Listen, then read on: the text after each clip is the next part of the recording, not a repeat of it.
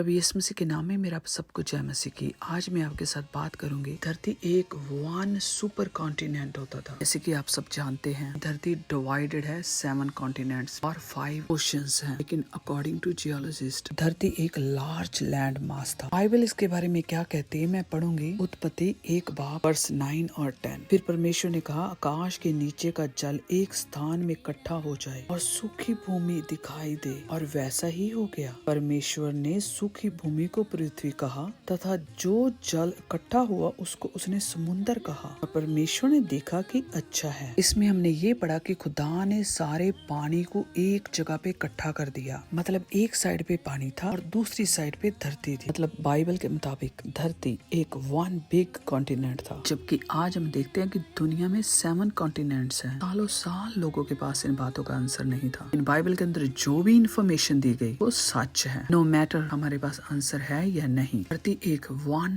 Big land mass था। इस बात को साइंटिस्ट ने डिस्कवर किया। एंटोनियो स्नाइडर जो कि क्रिश्चियन साइंटिस्ट था 1859 में सबसे पहले इन्होंने ये फाइंड आउट किया कि कॉन्टिनेंट्स मूव होते हैं। धरती एक वन बिग लैंड मास था। फिर इसके बाद 1900 में जर्मन साइंटिस्ट अल्फ्रेड वेगनर ने भी इस बात को फाइंड आउट किया। धरती एक वन सुपर कॉन्टिनेंट था। जैसे मैंने पहले भी बताया कि धरती 7 कॉन्टिनेंट्स में बटी हुई है। तो उसके मुताबिक ये एक वन कॉन्टिनेंट था जिसको उसने नाम दिया पेंजिया, जिसका मतलब है एंटायर अर्थ।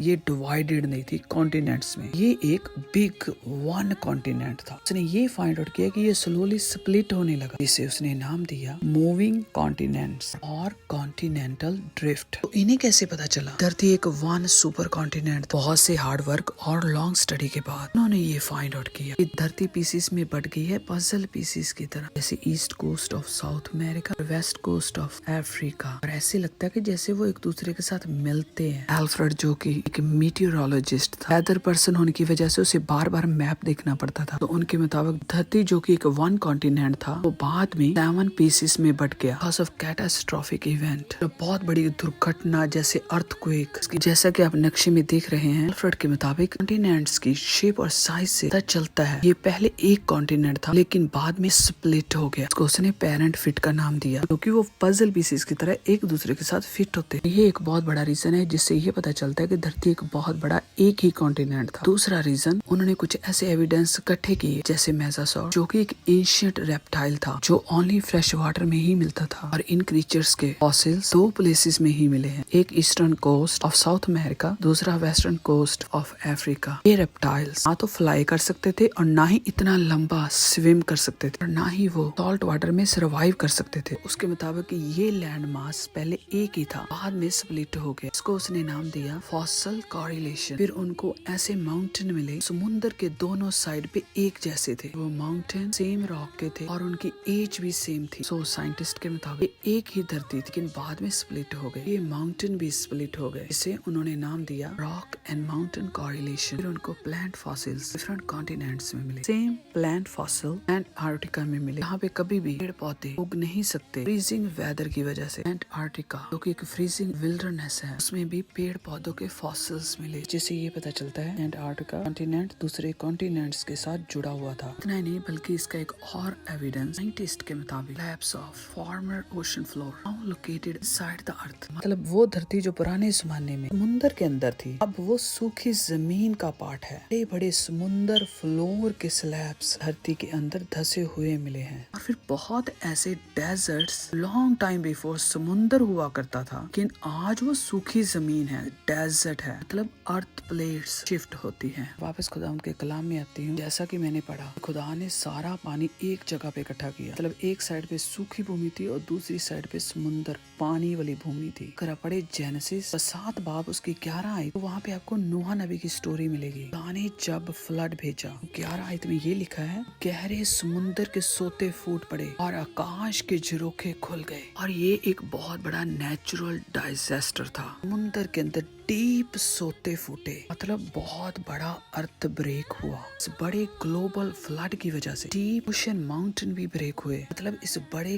कैटाक्लिस्मिक इवेंट की वजह से धरती स्प्लिट हुई। साइंटिस्ट के मुताबिक धरती स्प्लिट हो सकती है बड़ी नेचुरल डिजास्टर के वजह से। बाद में स्लोली इनके अंदर डिस्टेंस बढ़ता गया। साइंटिस्ट इस बात को प्रूव करते हैं नोहा का फ्लड छोटे एरिया में नहीं बल्कि पूरी दुनिया में आया था। कि बहुत ऐसे साइंटिफिक डिस्कवरीज हैं जो नोहा के फ्लड के साथ मैच करती हैं। ये कोई मनगढ़ंत कहानी नहीं है। इस तरह से कॉन्टिनेंट प्लेट्स शिफ्टिंग हुई, एक बड़े वन कॉन्टिनेंट से धरती 7 कॉन्टिनेंट्स में बट गई। इस तरह से धरती का सारा नक्शा चेंज हो गया। नोहा के फ्लड की स्टोरी बिल्कुल सच है, जबकि बहुत ऐसे लोग थे जो इसे डिनाई करते थे, लेकिन साइंटिफिक डिस्कवरी की वजह से नोहा फ्लड के बहुत सारे एविडेंस सामने आए। ये भी एक बहुत बड़ा एविडेंस है खुदा ने किस तरह से एक बहुत बड़ा वन कॉन्टिनेंट बनाया था, लेकिन गुनाह की वजह से जब फ्लड आया तो ये कॉन्टिनेंट पीसेस में बट गया। खुदा का वचन हमें बताता है कि बहुत ऐसी बातें जो बाइबल में नहीं लिखी गई, क्योंकि अगर लिखी जाती तो वो धरती पर न समाती और फिर वो इतनी जरूरी भी नहीं थी। खुदा के वचन के मुताबिक फ्लड से पहले धरती का एनवायरनमेंट डिफरेंट होता था। According to scientist earth was apparently subtropical. पढ़े जॉब चैप्टर 38 वर्स 29 to 30, उसके अंदर आइस का जिक्र आता है। साइंटिस्ट के मुताबिक आइस एज स्टार्ट हुई है फ्लड के बाद, क्योंकि बाइबल की बातों को सपोर्ट करती है। बाइबल खुदावंद का वचन है। बहुत ऐसी बातें बाइबल के अंदर हजारों साल पहले लिखी गई, जबकि इंसान इतना ज्ञानवान नहीं था, क्योंकि ये वचन स्पिरिट ऑफ गॉड की इंस्पिरेशन से लिखा गया, इसीलिए ये इतना डीप और वाइड है। उस टाइम के इंसान कभी भी इसे लिख नहीं सकता था, क्योंकि तब इतनी बड़ी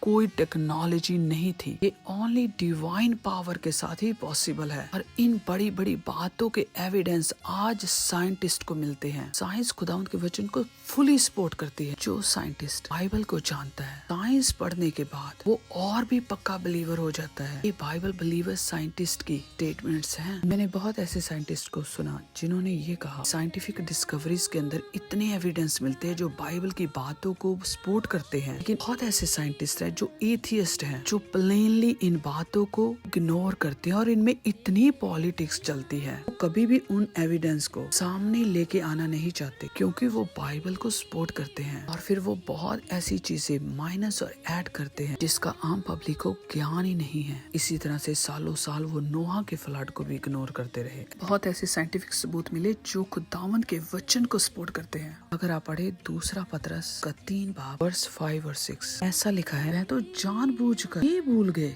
परमेश्वर के वचन के द्वारा काश प्राचीन काल से राजमान है, मतलब long time before heavens exist करते हैं। ये धरती पानी में से बनी है by the word of God. आज भी हम देखते हैं लोग इग्नोर करते हैं, लोग इन बातों को भूल गए हैं। खुदा एग्जिस्ट करता है और खुदा ने इन सारी दुनिया को बनाया है, आसमान और धरती की रचना की है। नोहा के फ्लड की बाकी बहुत ही इंटरेस्टिंग एविडेंस है, नेक्स्ट वीडियो में शेयर करूंगी, नहीं तो वीडियो बहुत लंबा हो जाएगा। God bless all of you.